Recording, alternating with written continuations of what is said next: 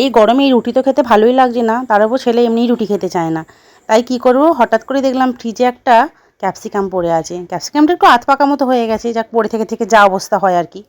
তাই ভাবলাম তো ঘরে তো ডিম আছেই, তো নিজের মতো করে যা হোক করে একটা ডিম চিলি রেসিপি বানাই, সেটাই আপনাদের সাথে শেয়ার করছি।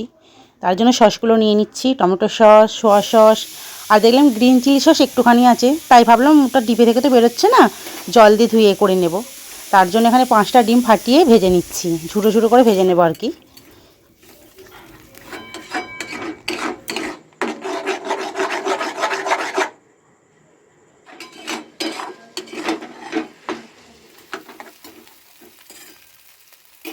ডিমটা আমার ভাজা হয়ে গেছে, এবার আমি নামিয়ে নিয়ে এই যে একটা বাটির মধ্যে সমস্ত সস দিয়ে আর 2 চামচ কর্নফ্লাওয়ার দিয়ে গুলে নিচ্ছি।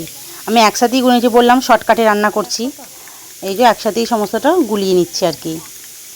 নিয়ে কড়ার মধ্যে দিয়ে দিচ্ছি সাদা তেল। ডিমটা আমি সর্ষের তেলেই ভেজেছি, কিন্তু এটা রান্না করছি সাদা তেলে। প্রথমে সাদা তেলটা দিয়ে ভালো করে গরম করে নিয়েছি। এবারে এর মধ্যে দিয়ে দেব পেঁয়াজ কুচোগুলো। পেঁয়াজগুলো ডুমো ডুমো, সবাই জানে মানে কীভাবে কাটতে হয়। এই যে ক্যাপসিকাম আর পেঁয়াজ, ক্যাপসিকামের অবস্থা দেখেছেন, বেহাল হয়ে গেছে অবস্থাটা ভিজে থেকে থেকে। এই যে যাক, তবু এটা করছি বলে তো ক্যাপসিকামটার গতি হয়েছে, নাহলে কিন্তু ফেলাই যেত। যাক, ঝালের জন্য দিলাম 2টো কাঁচা লঙ্কা। ঝাল বেশি দেব না, চিলি জিনিসটা ঝাল বেশি হয়, কিন্তু ঝাল দিলে ছেলে খেতে পারবে না, তাই জন্য ঝাল বেশি দেব না।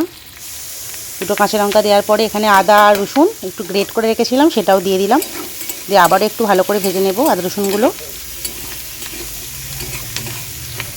একটু ভেজে নেবার পরে উপর থেকে দিয়ে দিচ্ছি অল্প পরিমাণে নুন। নুনটা দিয়ে আবারও ভালো করে সমস্তটা মিশিয়ে নিচ্ছি। এই যে সমস্তটা মেশানোর পরে যে সসগুলো, কর্নফ্লাওয়ারটা গুলিয়ে রেখেছিলাম, সেটা দিয়ে এবার এর মধ্যে দেওয়ার পালা। এই যে সমস্তটা দিয়ে দিলাম, দিয়ে আবারও ভালো করে মিশিয়ে নেব।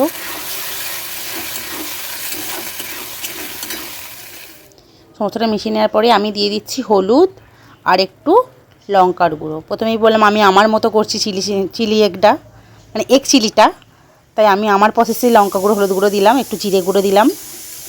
দিয়ে আবারও ভালো করে মিশিয়ে নিচ্ছি। সমস্তটা মিশিয়ে নেওয়ার পরে আমি যতটা গ্রেভি করব সেই অনুযায়ী পরিমাণ মতো জল দিয়ে দিচ্ছি। সমস্ত জলটা দিয়ে ভালো করে মিশিয়ে নেওয়ার পরে পরিমাণ মতো চিনি দিয়ে উপর থেকে দিয়ে দিচ্ছি একটু গোলমরিচের গুঁড়ো। এইসব মানে ফাস্টফুড জিনিসটা না, একটু গোলমরিচের গুঁড়ো দিলে বেশ ঝাল ঝাল ঝাঁঝ ঝাঁঝ লাগে, খেতে বেশ খুব টেস্টি লাগে, তার কারণেই দিয়ে দিলাম। সমস্ত দিয়ে মিশিয়ে ফুটে উঠবে যাই, ভেজে রাখা ডিমগুলো এর মধ্যে দিয়ে ফুটিয়ে নেব। ডিমগুলো যখন দিয়েছি আপনাদেরকে দেখাতে ভুলে গেছি তাড়াতাড়ির মধ্যে, এই ডিমগুলো দিয়ে ফুটে গেছে অলরেডি, নামিয়ে নেব। ব্যাস আমার রেডি চিলি এগ চিলি। চলো ওকে টেস্ট করিয়ে দেখি, এখনো পর্যন্ত টেস্ট করিনি। বাটিতে দাও, বাটিতে দাও, বাটিতে দাও। ঠিক আছে, ওকে এখানে বাটিটাতেই দিচ্ছি।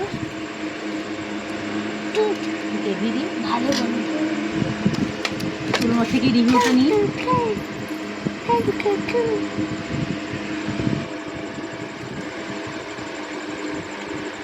চিলি চিকেন এর থেকেও দাও।